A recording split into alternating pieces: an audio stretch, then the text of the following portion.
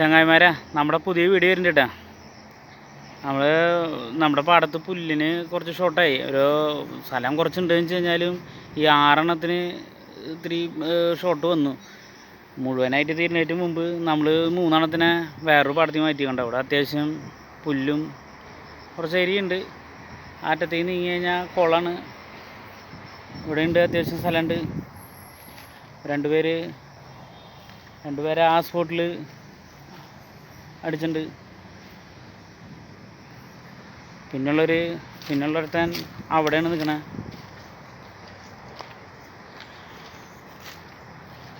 അപ്പോൾ പുല്ലിന് ഷോട്ട് വന്നിട്ട് നമ്മൾ അവരെ അവിടെ കൂടുതലായിട്ടിട്ട് നമ്മൾ ക്ഷീണം വരുത്തിയിട്ട് ആണുള്ളൊന്നും കാര്യമില്ലല്ലോ. നമ്മൾ പരമാവധി പുല്ലുള്ള ഭാഗത്തേക്ക് പുല്ല് തീരുകയെന്ന് വെച്ച് കഴിഞ്ഞാൽ അവിടെ വെള്ളം കയറലും പ്രശ്നം വന്നു. അതിൻ്റെ പേരിലാണ് ഈ പുല്ലിൻ്റെ ഒരു ഷോട്ട് വരാനായിട്ടുള്ളൊരു കാരണം. ഒരുത്തനും ഇവിടെ കാടിൻ്റെ ഉള്ളിൽ ഒരുത്തനും ഇവിടെ സെറ്റാക്കിയിട്ടുണ്ട്.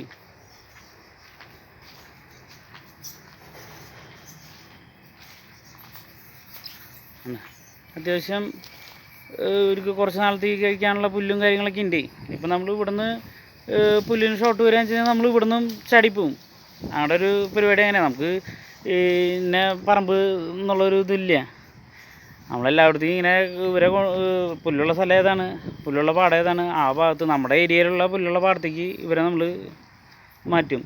എല്ലാ സ്ഥലങ്ങളിലും നമ്മൾ പറഞ്ഞ് ഇതിൻ്റെ ഓണർമാരെയൊക്കെ ആയിട്ട് പറഞ്ഞ് സെറ്റാക്കി വെച്ചിട്ടുള്ള സ്ഥലങ്ങളാണ്. നമ്മൾ പോത്തിനെ കിട്ടുന്നുണ്ട് എന്ന് പറഞ്ഞ് സെറ്റാക്കി വെച്ചിട്ടുള്ള സ്ഥലങ്ങളാണ്. നിങ്ങളും ഇതേമാതിരി പുല്ലിൻ്റെ ഷോട്ട് വരികയെന്ന് വെച്ച് കഴിഞ്ഞാലും അങ്ങനെ മാറ്റിയായിരിക്കും ഇതിലൂടെ നല്ലത്.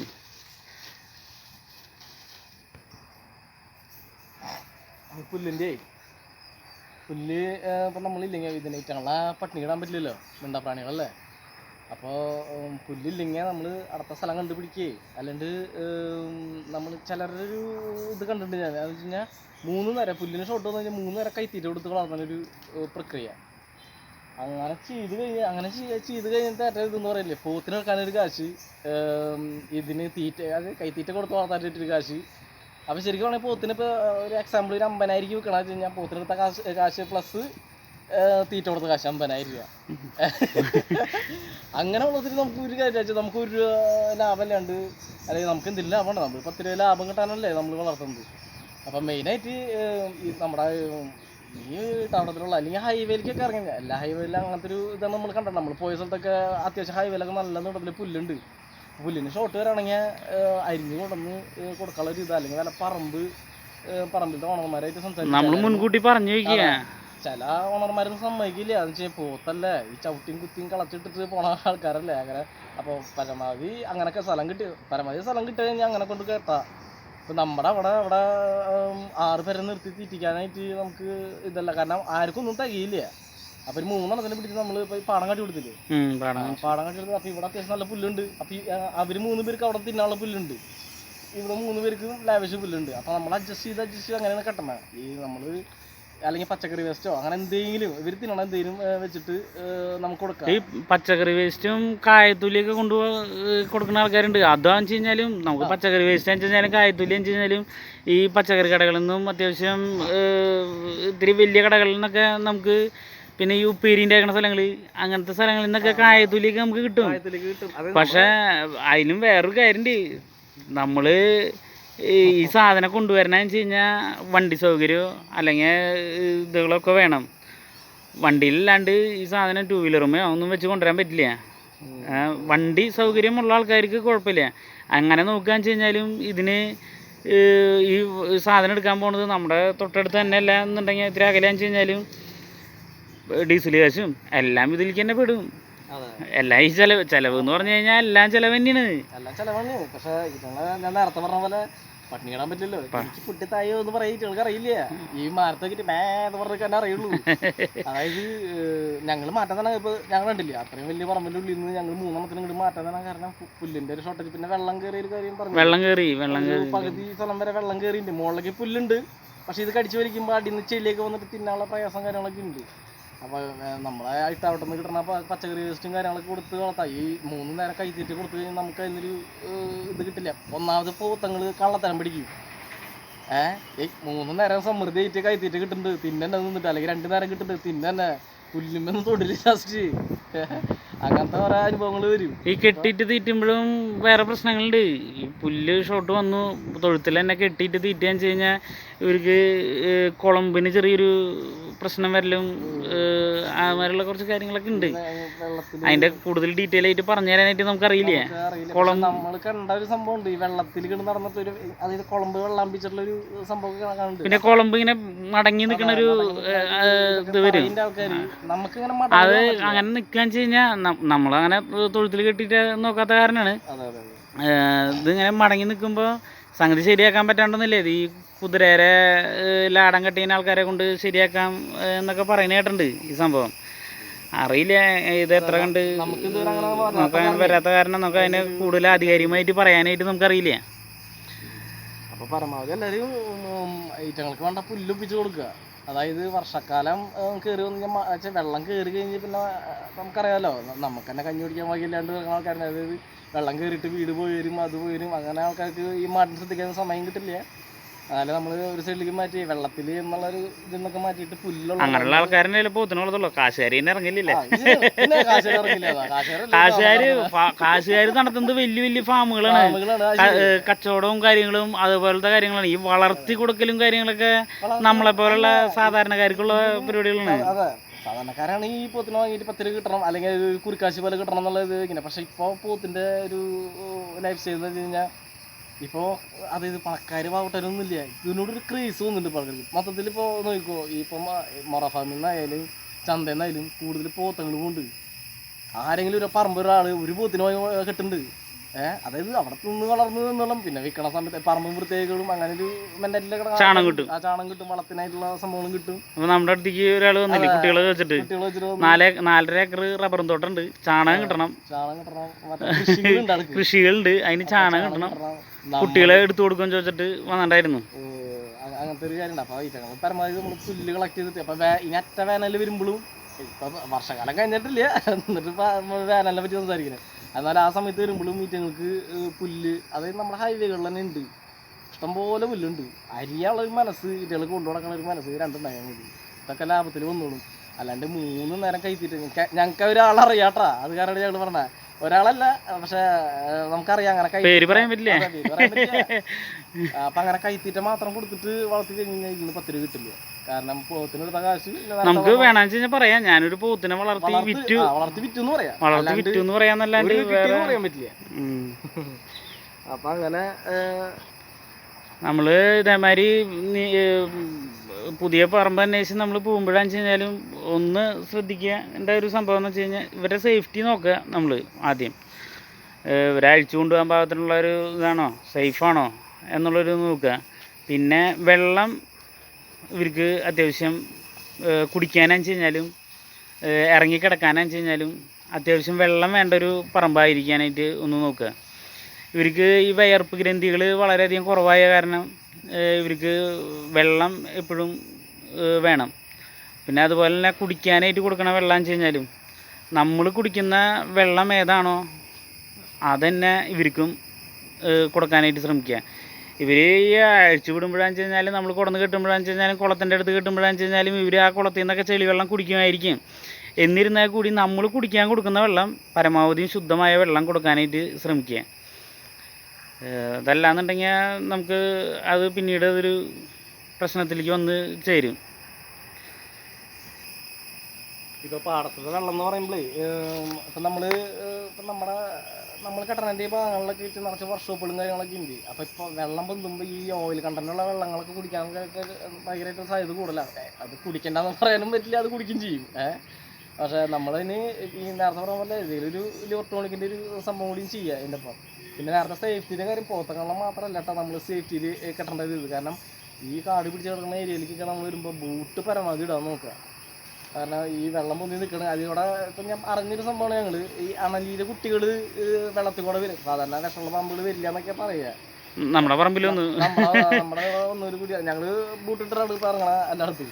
അപ്പോൾ നമ്മുടെ സേഫ്റ്റി കൂടി നോക്കാം. ഈ കാടിലൂടെ പോകുമ്പോൾ ബൂട്ട് നിർബന്ധമായിട്ട് ഇടാൻ ശ്രമിക്കുക.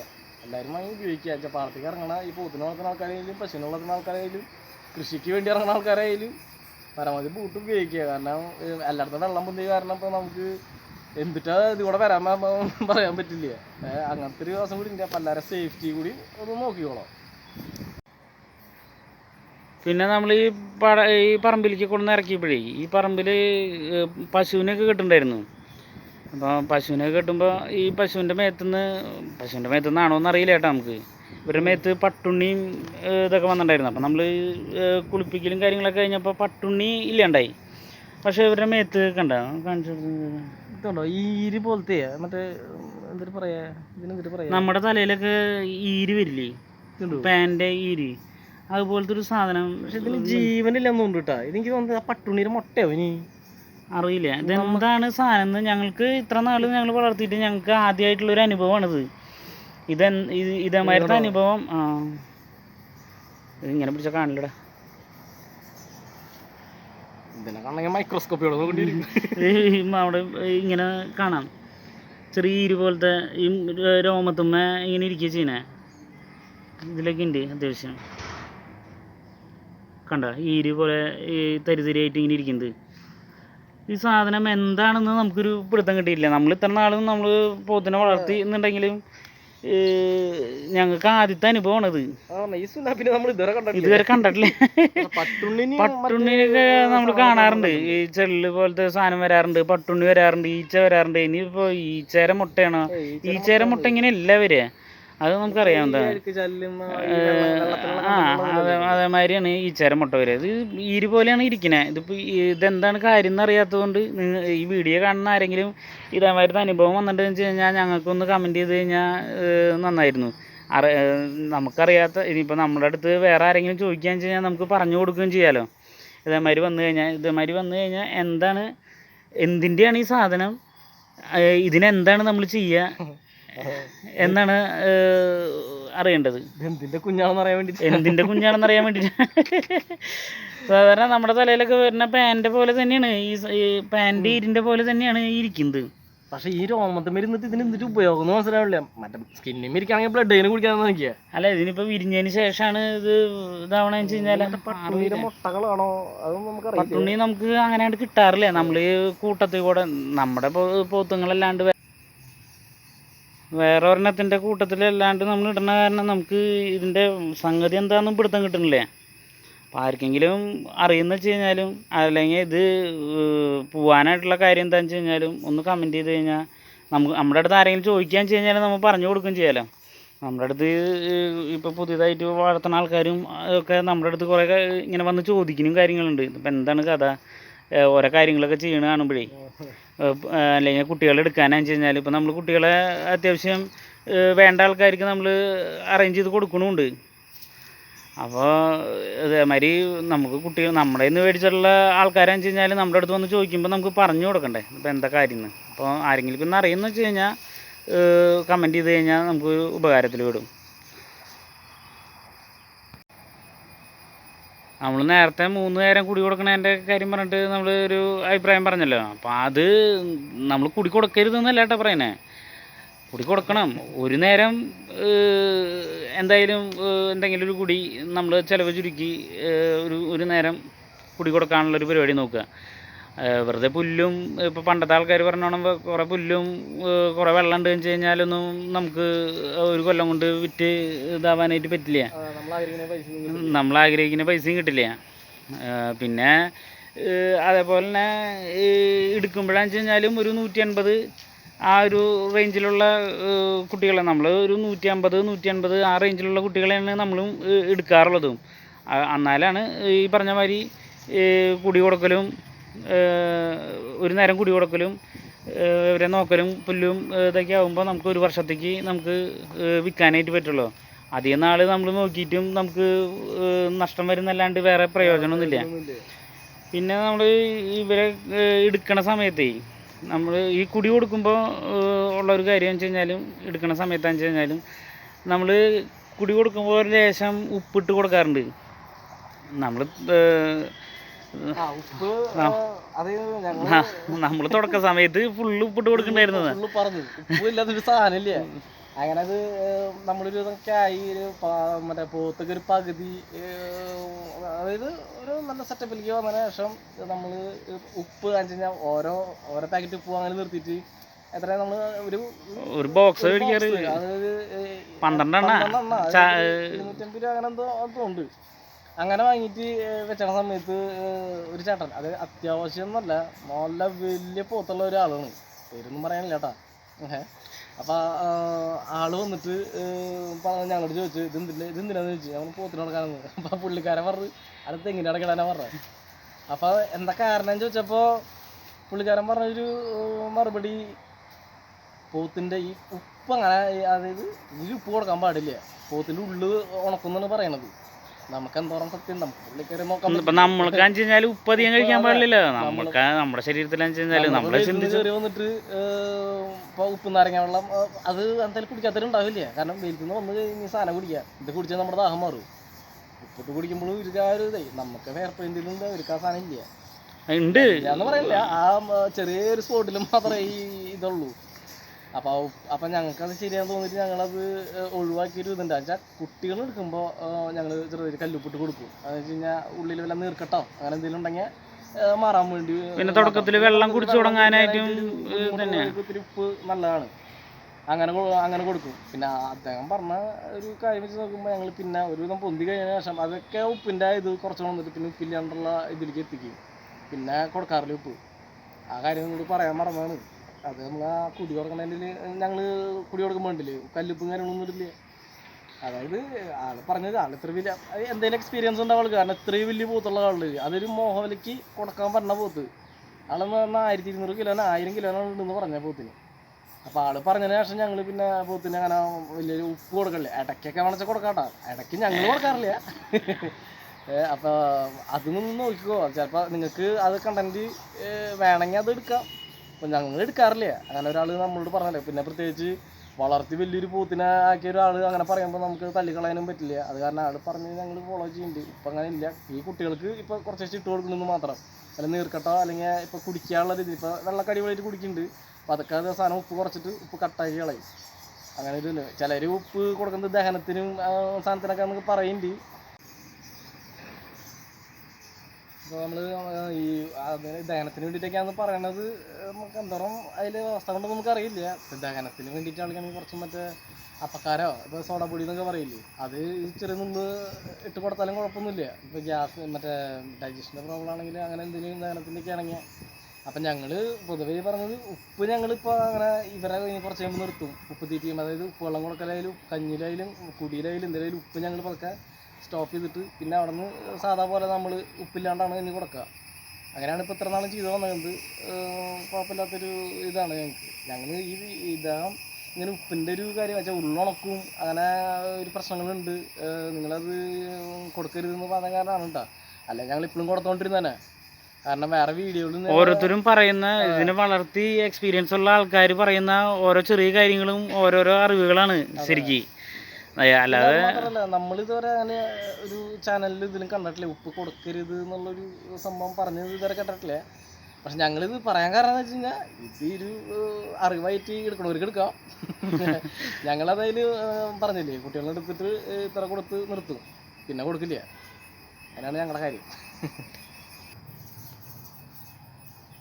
അപ്പോൾ നമ്മൾ പറഞ്ഞ ഈ കാര്യങ്ങൾ, ഈ ഉപ്പിൻ്റെ കാര്യം പറഞ്ഞത് പോലെ തന്നെ നമ്മൾ വീഡിയോയിൽ പറയുന്ന കാര്യങ്ങൾ പല കാര്യങ്ങളും നമ്മൾ മുമ്പത്തെ ആൾക്കാർ വളർത്തി പരിചയമുള്ള ആൾക്കാരും ഒക്കെ പറഞ്ഞിട്ടുള്ള അറിവുകളാണ് നമ്മൾ ഓരോരുത്തരുടെ അടുത്ത് പറയുന്നത്.